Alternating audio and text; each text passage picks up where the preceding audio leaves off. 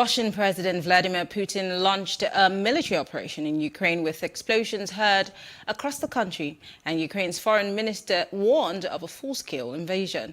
Now, explosions rocked the Ukraine capital, Kiev, and air raid sirens sounded for a second morning today.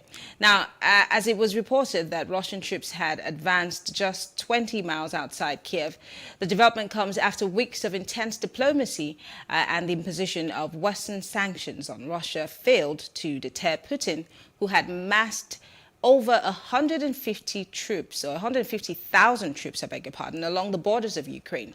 Now, Russia had demanded an end to NATO's eastward expansion and said Ukrainian membership of the US-led Atlantic Military Alliance was unacceptable. Well, joining us to speak more on this is Justin Higgins. He's a former US policy advisor. Thank you so much, Justin, for joining us. Thank you for having me, Marianne. Great. So many people really didn't see this coming. A lot of people had envisaged that Russia might, invade Ukraine, but they did not necessarily think that it was going to happen this soon, even though we saw the Russians advancing towards Ukraine. I spoke to a couple of people who actually still are surprised that Putin, went ahead with this. But what are your thoughts so far? Well, I'm surprised that it's such a full-scale invasion because a lot of people didn't think that President Putin would try and take over the whole country, even if it was temporarily. I think another thing that has been very surprising is the role of the media in the West to take Putin's propagandas and lies and promote them as truth. So one of those examples is Putin is saying that this attack is due to an expansion of NATO. That is not true. It could not be further from the truth. NATO is a defensive alliance. It has always been a defensive alliance. People have known behind closed doors and talking quietly that Ukraine was never going to join in an immediate fashion or even medium-term fashion. That was a long-term goal, 10, 20 years maybe. Putin is invading, and it's a stark example of imperialism. He is killing men, women, and children to just gain some power for his country, and it is despicable. Now, many wonder why, Vladimir Putin is so eager to, invade Ukraine and dethrone Zelensky, knowing that there's so many economic sanctions that will come. Or could it be that, he had been planning this for 8 years, like many people have said, and he's ready for whatever sanctions will be coming?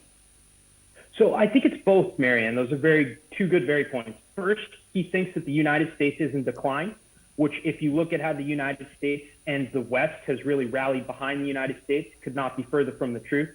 Second, he has built up a storage of $650 billion in cash that he can use to withstand the pain of economic sanctions. And then third, he didn't want Ukraine to continue to get economic development, continue to try and create a better lives for them and their families through getting closer to the West. So he viewed it as sanctions won't hurt, number one. Number two, the West is weak. Number three, I need to act now or Ukraine will eventually be in the EU and there will be nothing for me to be able to do to stop this. But we hear of protest across Russia, meaning that a lot of people are not necessarily on his side. But again, He's made people to believe that, he's trying to save Ukraine. He's trying to bring them some sort of a good life. But that doesn't seem to be the case, as Russia has already lost about 450 soldiers as of today. Yes, well, Russia doesn't have shows like Plus Politics or CNN in their state. They don't have free and independent and critical media of the government. What they have in Russia is a large propaganda apparatus.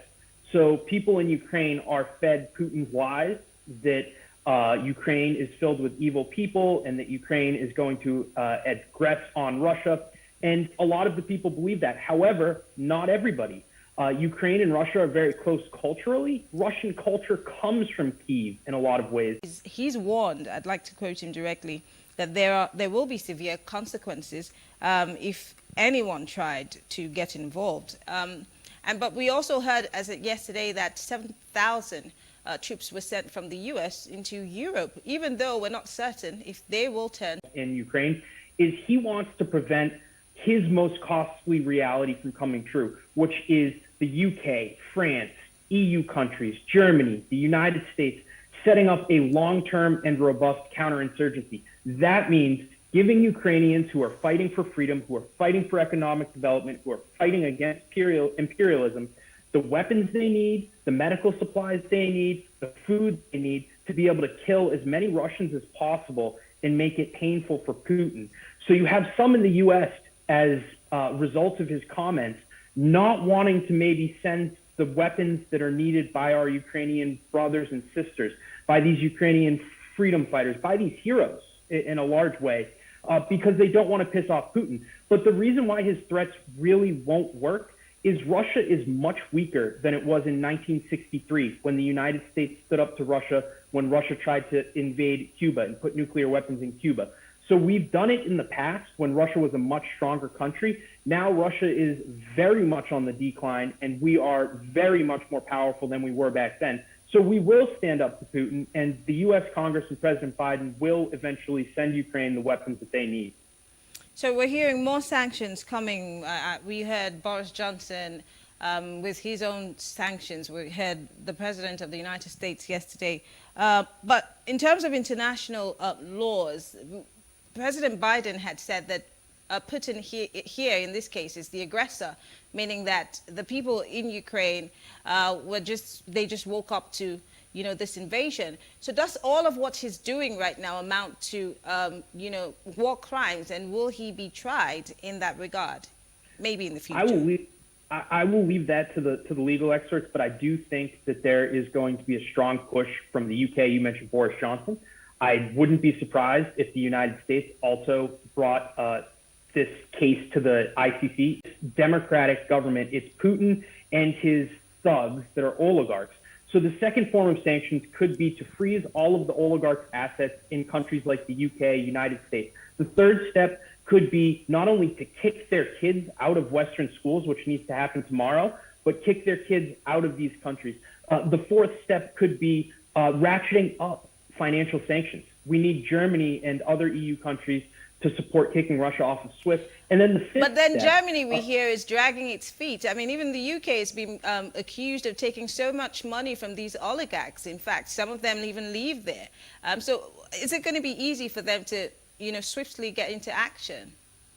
No, and you're right. The UK should have acted, Marianne. They should have acted years ago. They should have clamped down on these oligarchs because the reason why it's going to be difficult is it will create some financial pain. Americans are ready. A recent poll showed that a majority of Americans are willing to pay a hefty price to support the democracy in Ukraine, even if that means higher gasoline prices at the pump. Germans don't appear to be ready. The government in Germany, it's disgraceful. It's despicable. They are worried more so about their the highest standard of living, the best economy in Europe. They're worried more about that than actually fighting for democracy, fighting for people who are fighting for economic development and freedom. So it remains to be seen whether the German politicians are going to continue to be weak and put money over everything, or whether or not they are going to actually stand up and do their responsibility, which is to hold Putin and Russia accountable. Now, we hear that the Russians have, one way or the other, not necessarily been able to win the airports, which was their target, to take over. We saw that the Ukrainians fought really well to be able to keep the airports. But then it doesn't in any way mean that the Russians will stop advancing. Now, if we're talking about probability here, now, if they were to take over, Ukraine and one way or the other depose Zelensky, does this mean that Ukraine will be on its own? Does this mean that the West has failed Ukraine, being that they have been declaring their support in the past years for Ukraine, and now Ukraine needs the West the most, but then we do not know. Can we say that the West must have failed Ukraine? The West needs to provide more weapons today, not tomorrow. Russia has invaded with a third, so 50,000 of the 150,000 troops that you mentioned to start this segment. If Russia were to put in all of their troops, they could take over Ukraine. That is a reality of the situation. It's unfortunate, but it would happen. In addition to that, the West would not have failed if the West basically supports the guerrilla warfare and freedom fighters in Ukraine that will remain. So if Russia were to take over Ukraine, that is not the end of the fighting. Ukrainians want their freedom. They will fight for a long, long time, as long as they have food, they have medical supplies, they have weapons, they have gasoline, they have vehicles, they have intelligence. So that is incumbent upon the West to basically support these counterinsurgencies, these guerrilla war fighters that you see all throughout all of these different types of conflicts. And if Ukraine can keep it up for a year or 2 years with the support of the West, it will create enough dead Russians sent back to Russia in body bags where Putin will have to stop this invasion. So the West won't fail. The only way the West fails is if they do not support Ukrainian freedom fighters and Russia is able to essentially end the fight. Let's talk about the economics of this all. I mean, we hear as of today that, suddenly global markets are being distorted by this war. Is it going to really reverberate, especially for those who need gas? I mean, the UK, as we speak, is having their gas prices go to the roof, and so many people are dying of cold because they're unable to pay for their gas and for their heating.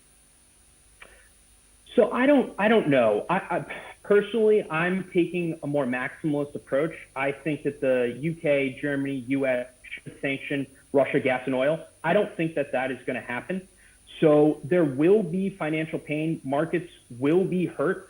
As you saw, the Russian markets immediately dropped 33% 2 days ago. They rebounded 22% yesterday. Same thing happened with the United States markets, not nearly as bad. I think we lost 2 or 3%. And we've started to rebound.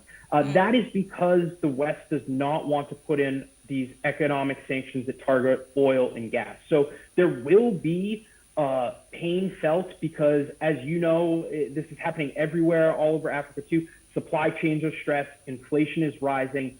So this type of conflict will exacerbate that, but I don't see any type of global depression or any type of massive economic impact happening, based on the unwillingness of the West to move forward with tough sanctions that are required.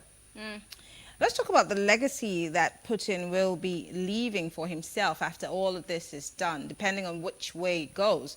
Many are applauding this, some others are frowning at it. But then there was a quote released by the Daily Mail today by Professor Mark Galasty, I hope I got his name right. Now, he's saying, he's actually the Russian president's biographer, and he did say that President Putin is not a mad despot, as we all think he is, but that he's evil. And this is coming from someone who's his biographer. I would be scared to say that, but then this is what he put out on the Daily Mail today. What legacy do we see Putin leaving behind? And might this one way or the other threaten his presidency? So Mark Galati is a very well-known, respected Putin historian, Russianologist. The legacy of Putin will be, number one, a murderer. He's done this in 2008 in Georgia, 2014 in Ukraine. He's doing it again, killing innocent women, men, and children for no other reason than them wanting to not have to deal with imperialism. So that's number one. Number two, though, if you take that aside, put that away for a second, his legacy is going to be making these Eastern European countries that weren't members of NATO, that were kind of in the middle between Russia and the United States, much closer to the United States. We can look at Sweden. We can look at Finland. They are now talking about potentially joining NATO. The support of Russia in those countries has plummeted. Look at what he's done to Ukraine. Before 2014, Ukrainians didn't really have ill will towards the Russian government or towards Russia. Now they do. They're fighting to the death to prevent Russia from influencing their country. President Zelensky, who's on the screen right now, is very, very brave. That's because he has citizens that really hate Putin and hate the Russian government.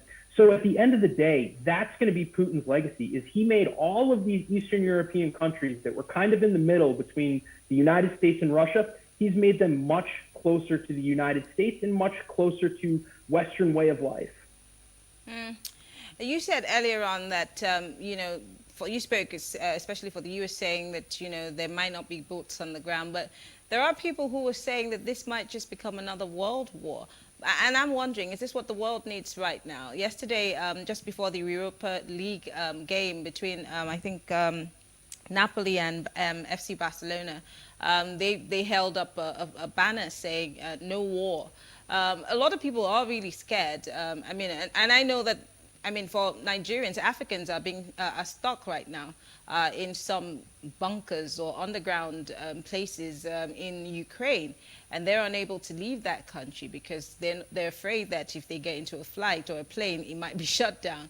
I mean, what's the guarantee that this might not become a full-scale war? Well, there is never a guarantee, but as long as Putin doesn't attack NATO countries, I highly doubt that this becomes a full-scale war. You have other people who just want the United States and West to let Putin do what he's doing and not confront him.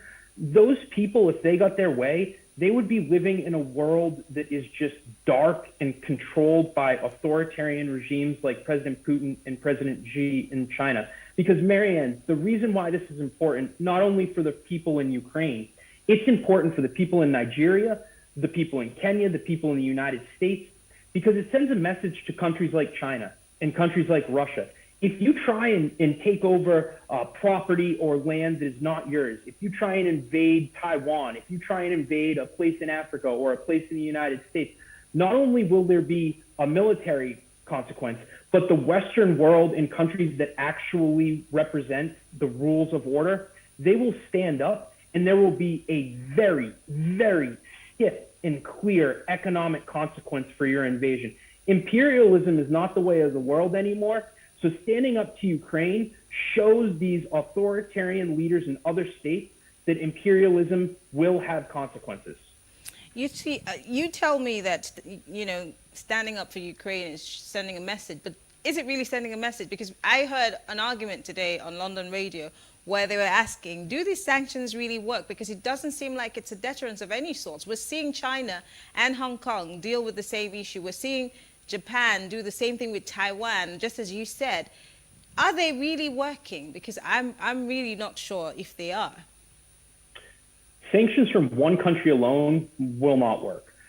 Sanctions from the world, and we are just at the start of these sanction regimes. So if they do continue to get more difficult and tougher, and if Europe follows the lead of the United States and we work together, you see Japan, you see Taiwan, you see other countries in the Asia Pacific also joining these sanctions regimes. In a year, in 2 years, in 3 years, Russia's economy will be decimated. So that's the long-term goal. But how many people have to suffer before these sanctions begin to work? I'm just being realistic here.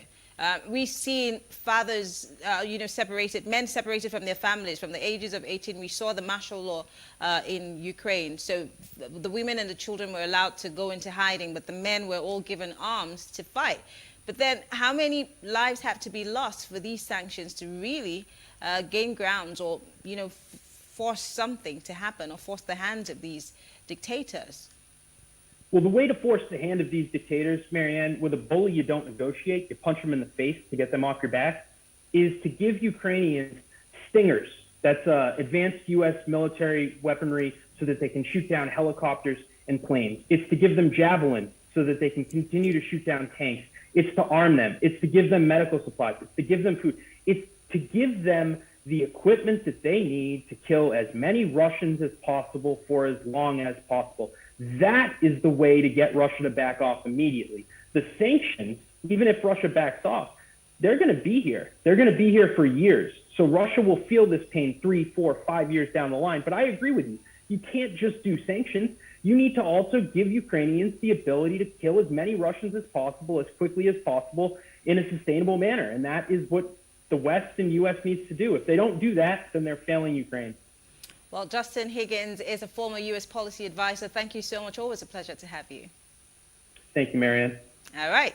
Well, thank you all for staying with us on the show as we round off the show tonight. Here are the highlights of the week. On Plus Politics, we will return next week, Monday, as we talk for development. I am Mary Anna Cohn. Have a good evening.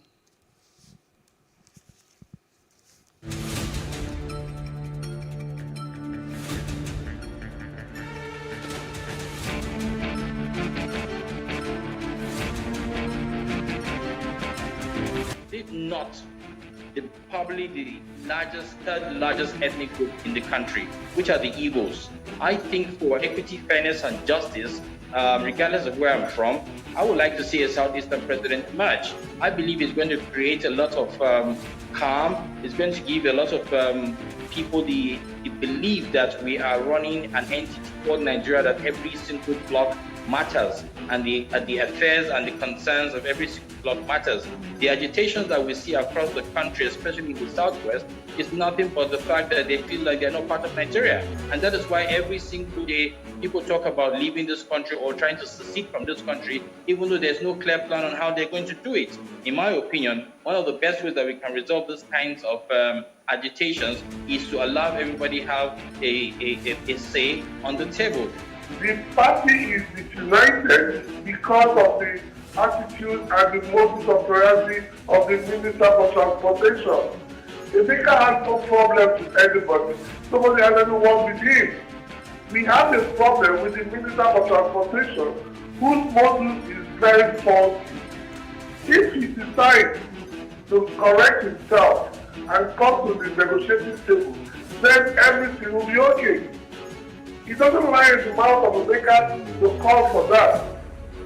The commission, as a commission, does not have the constitutional and legal virus to postpone the 2023 election. This is because Section 132, subsection 2, and Section 178, subsection 2 of the Constitution have already pigeonholed the period within which the country must conduct the election.